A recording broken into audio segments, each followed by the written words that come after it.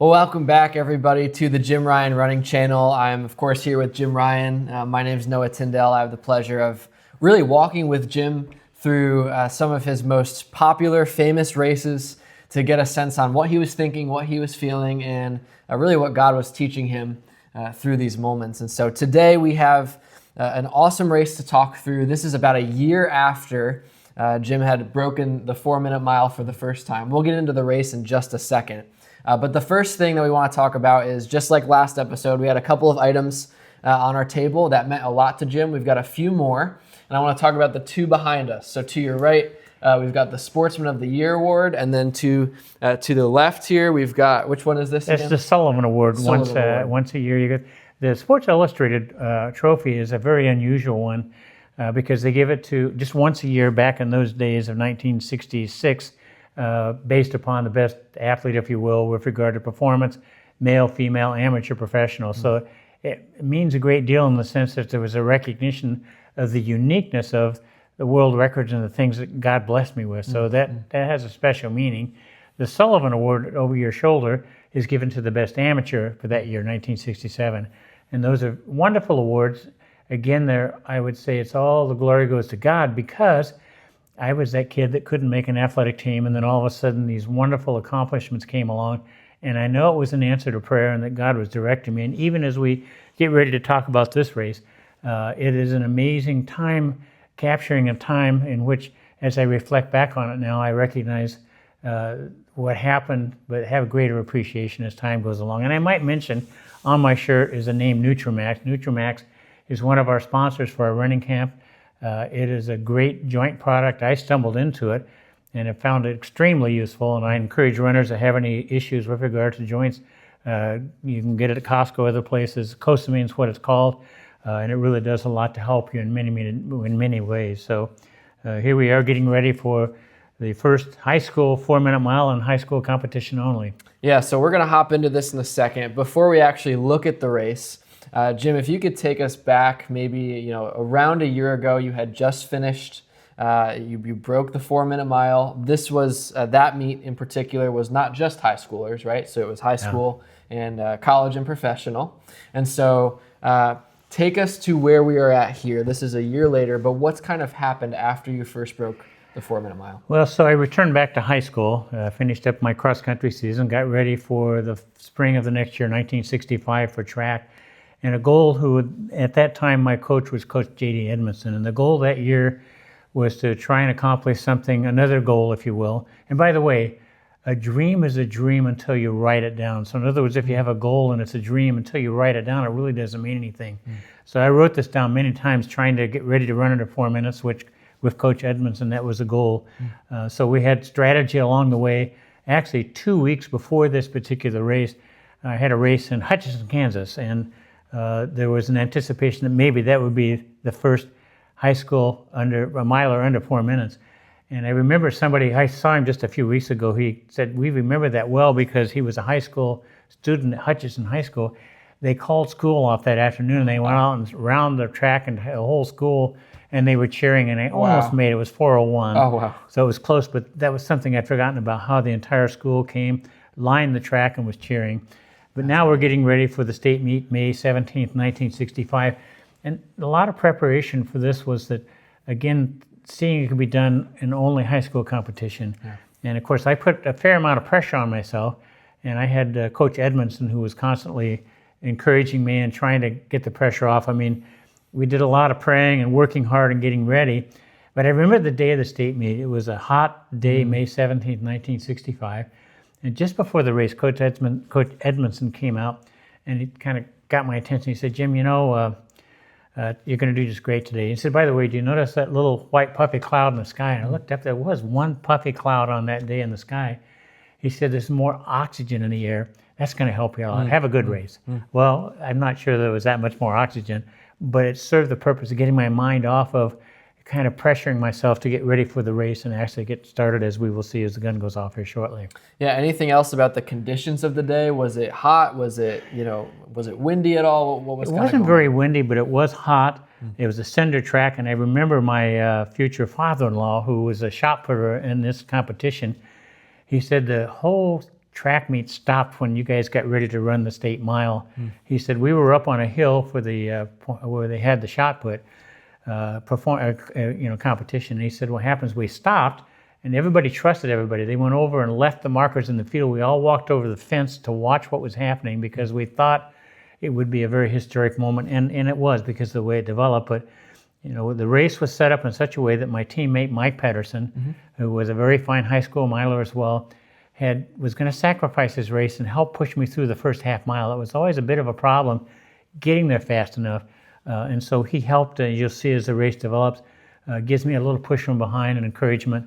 And that led to, really wonderful performance here at the Wichita State Meet. Yeah. As you can see, there was a tremendous crowd, May 17th, 1965. Yeah, I have never, we've been watching a lot of these races, both, high school races and professional. I have never seen crowds so full before for track. It's amazing to see the turnout for this. Well, there's a little story behind this, and that is my very first high school race, a photographer, if you will, came out from Cake TV, Channel 10 in Wichita, and he filmed my first race. And he thought he saw something unique enough that he was going to follow my races as the years went along. And so he did all through the years. And so this is actually broadcast live on Cake TV on that Saturday afternoon. Whatever was on, they made this a live presentation. Wow.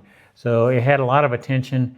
And yet I will say this, when the race started, there were only about 10 other people that I could see. Yeah. There were obviously thousands in the crowd, but your focus when you're running should be on what's happening. Don't let the heat, the wind, the track, other circumstances distract you. And while it was exceptionally important in the sense of wanting to accomplish something, your goal has to be focused so intently that you don't let other things distract you. So, my focus is actually on one of the person that was Mike Pedersen, that he was going to help me in this race, trying to accomplish something that hadn't been accomplished up until then, running under 4 minutes in just high school competition. Yeah, well, the world is watching, fans are watching, and we're going to watch right now to see what happens. You can go ahead and start the video. So we have the very start of the race, and it's just a warm day. It's a little bit old and grainy, as you can see, because it's well over 50 years old. But the race will develop quickly, in which I will go right to the front, and Mike Pedersen will fall right in behind me. And of course, one of the things, if you were a track and field buff, is that you could hear the PA system making some announcements, generally following the race, but he was announcing every 220 yards what the actual split was. And that was important for me so that I could stay on pace. And so right from the start, you're right at the front. Right at the start, right to the lead. I had to do that to stay on pace, and the pace was very even. We ran right at 29 and 58 for the first 200 and the first 400. And you can see there's actually three of us. Mike is there kind of pushing from behind. In fact, at my school, after having run under 4 minutes in this race, his name is there. And underneath it says, "Thanks, Mike Pedersen." So here we are. It's a warm day, state meet, last high school competition with only high school competition.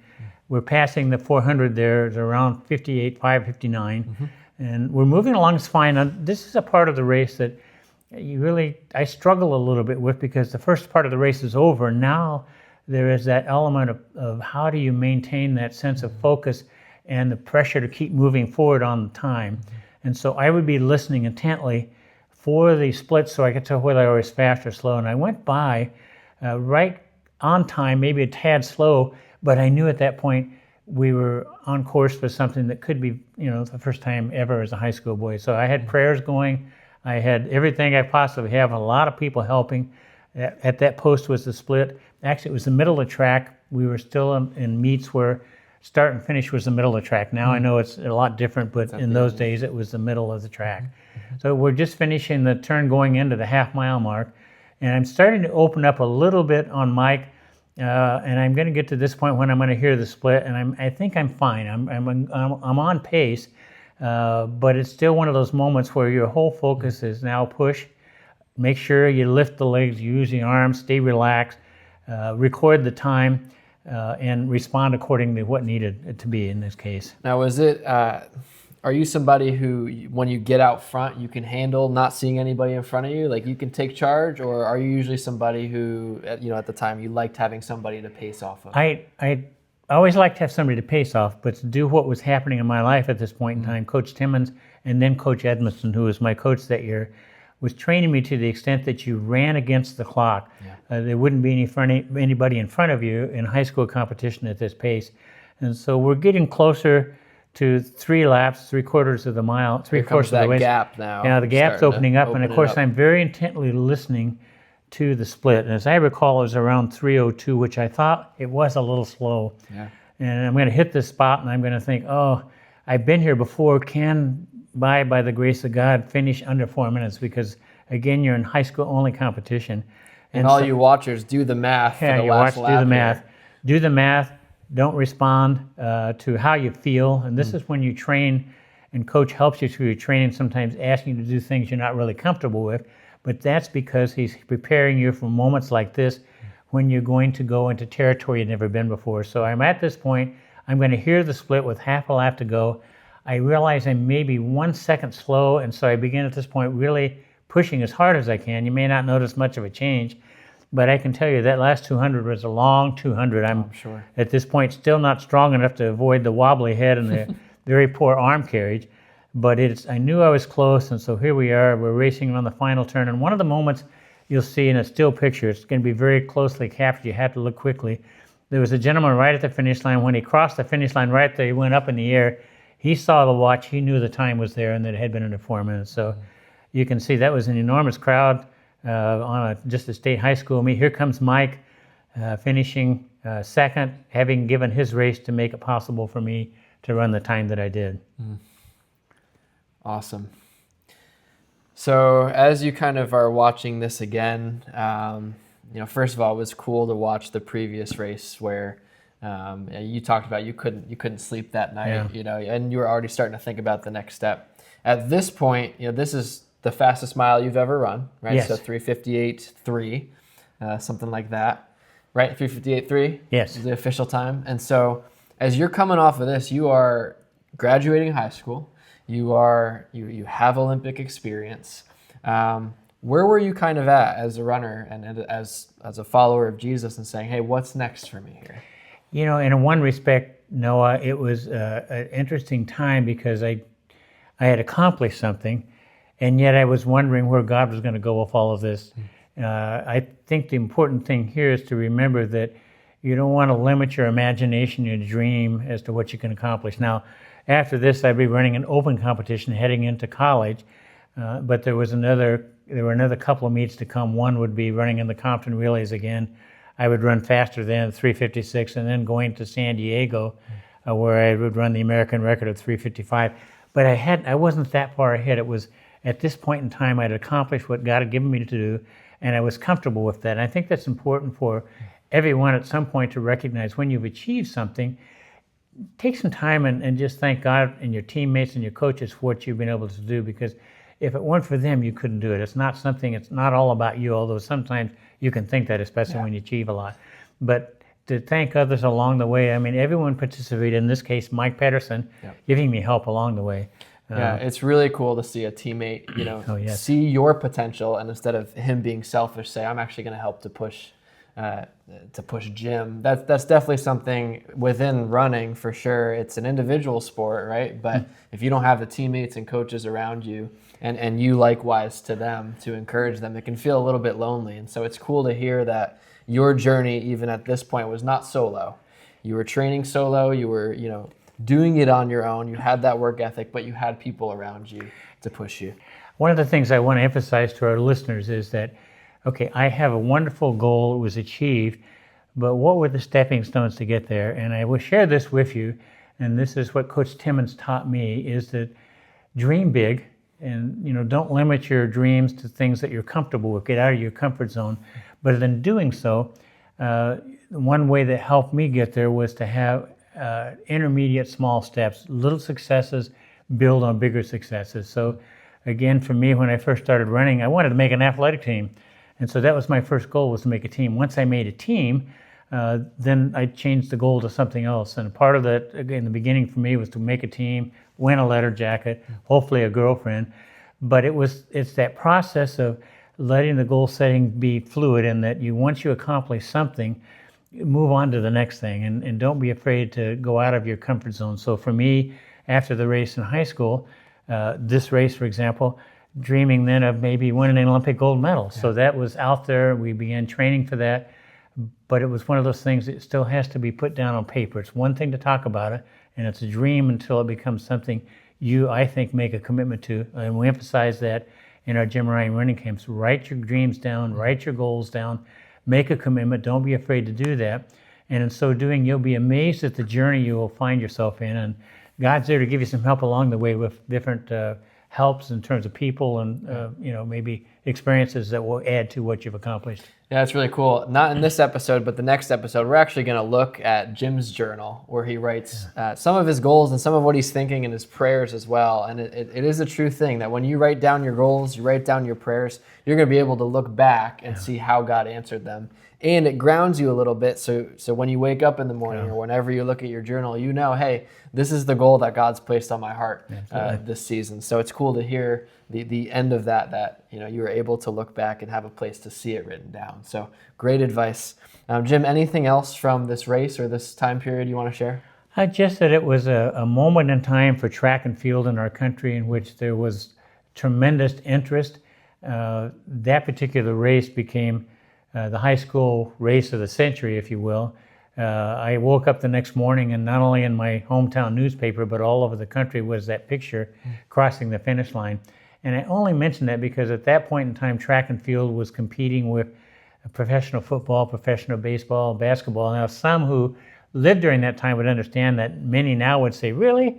But it was that time frame where track and field was on a level that it never would achieve again. It was a zenith.